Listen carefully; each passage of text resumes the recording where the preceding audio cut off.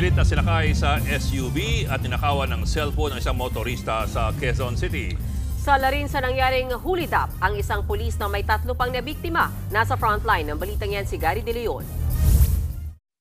Sa kuha ng CCTV nitong May 17 ng gabi, makikita ang lalaking ito na naglalakad palayo sa isang nakaparadang SUV sa EDSA Balintawak sa Quezon City. Nang makalayo, tinawag siya ng isa pang lalaki na nagmula naman sa SUV. Hinila siya nito sa gilid ng bangketa kung saan siya kinapkapan. Matapos ito, nagmamadaling bumalik sa SUV ang humilang lalaki para umalis. Kinabukasan, nagpunta sa barangay hall ang kinapkapang lalaki para isumbo ang insidente. Ang nanghila at kumapkap daw sa kanya, isang pulis. Bago ang eksena sa CCTV, nagmamotor daw ang biktima nang parahin siya ng pulis at pilit na pinasakay sa SUV.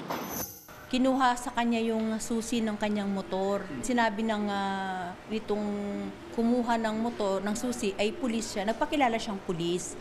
Pinasakay siya dun sa sa SUV.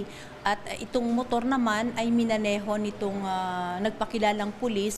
Sa loob ng SUV ng pulis, nakasama pa raw nito ang 3 pang biktimang lalaki na nakaposas.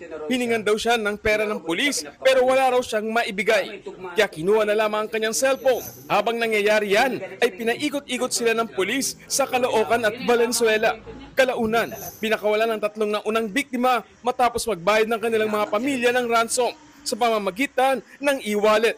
Nung naririnig niya na conversation, ito pong mga kumuha sa kanya ay nakikipag-negotiate dito sa pamilya o kamag-anak nitong kasama niya na nasa sasakyan.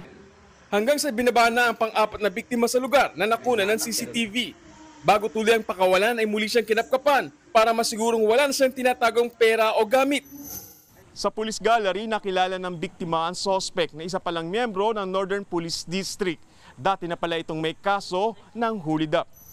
Mismong Quezon City Police District na ang magsasampa ng reklamong robbery at motor napping laban sa nang hulidap na pulis. Inaalam na rin kung pulis rin ang kasabot nito na nagmamaneo ng SUV. Patuloy pa silang tinutugis. Nagbabalita mula sa frontline, Gary De Leon, News 5. Mga kapatid, Ed Lingaw po, maging maalam at may pakialam sa mga napapanahong balita sa ating bansa. Para sa mas malalimang pagtalakay at paghimay sa mga issue at headlines, tumutok lamang at pag-subscribe sa social media pages ng News 5.